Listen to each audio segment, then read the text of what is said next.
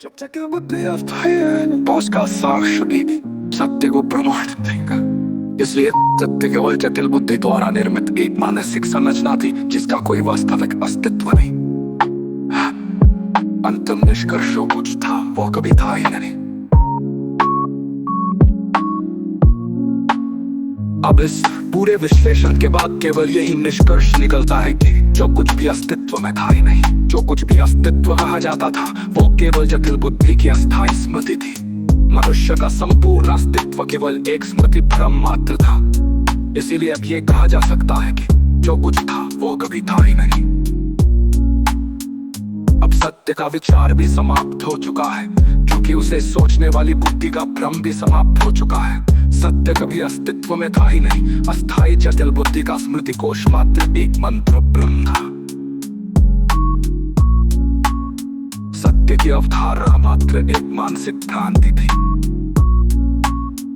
जब कोई सत्य शब्द का उच्चारण करता है तो पहले से ही एक पूर्व निर्धारित मानसिक धारणाओं और स्मृति कोश के आधार पर कुछ न कुछ निष्कर्ष निकाल रहा होता है। परंतु यदि ये संपूर्ण मानसिक धारणाएं ही मात्र अस्थायी जटिल बुद्धि के स्मृति कोश में संग्रहित भ्रम हो, तो सत्य की कोई भी अवधारणा वास्तविकता में अस्तित्व रख ही नहीं सकती। सत्य को अस्तित्व देने के लिए एक प्रेक्षक की आवश्यकता होती है, लेकिन यदि प्रेक्षक स्वयं ही अस्थायी जटिल बुद्धि का भ्रम हो तो सत्य का अस्तित्व स्वतः ही समाप्त हो जाता है। जिसे अतीत में सत्य माना गया वो वास्तव में सिर्फ बुद्धि के परतों में संचित स्मृति कोश का परिणाम था। इंसान कभी कुछ भी नहीं था, पर कुछ भी आज तक अस्तित्व कहा गया वो वास्तव में एक श्रृंखला थी। मस्तिष्क की प्रक्रिया, cognitive processing संग्रह, memory storage, स्मृति पुनरुत्पत्ति, अनुभव की व्याख्या। इस संपूर्ण प्रक्रिया का कोई भी तत्व वास्तविकता में स्थायी नहीं है। इंसान कभी कुछ भी नहीं था। जो शरीर समझा गया वो तत्वों का अस्थायी संयोजन मात्र था। जो आत्मा समझी गई वो मन की कल्पना मात्र थी। जो चेतना समझी गई वो अस्थायी विद्युत संकेतों और न्यूरॉन गतिविधियों का भ्रम मात्र थी। इसलिए इंसान न तो कभी अस्तित्व में था, न ही कभी कुछ था। सत्य की खोज स्वयं असत्य का ही विस्तार थी।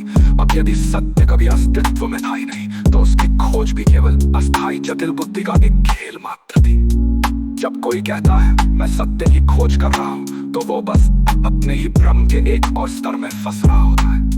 जब कोई कहता है मैंने सत्य को पा लिया तो वो बस अपने ही मानसिक स्मृति कोश में संग्रहित किसी नए विचार को पकड़ रहा होता है। जब कोई कहता है सत्य ये है तो वो मात्र एक शब्द संरचना को वास्तविकता मानने की भूल कर रहा होता है। जब कोई कहता स्वयं मौजूद नहीं था तो सत्य की खोज भी एक व्यर्थ प्रक्रिया थी। एक मंत्र प्रक्रिया थी, एक मंत्र प्रक्रिया थी, एक मंत्र ब्रह्म मात्र थी। जो जो जो जो जो जब तक बुद्धि अस्थायी बॉस का साख शुद्धि सत्य को प्रमाण देगा। इसलिए सत्य केवल जटिल बुद्धि द्वारा निर्मित एक मानसिक संरचना थी जिसका कोई वास्तविक अस्तित्व नहीं। अंतिम निष्कर्ष जो कुछ था वो कभी था ही नहीं। अब इस पूरे विश्लेषण के बाद केवल यही निष्कर्ष निकलता है कि जो कुछ भी अस्तित्व में था ही नहीं, जो कुछ भी अस्तित्व कहा जाता था वो केवल जटिल बुद्धि की अस्थायी स्मृति थी। मनुष्य का संपूर्ण अस्तित्व केवल एक स्मृति भ्रम मात्र था। इसीलिए अब ये कहा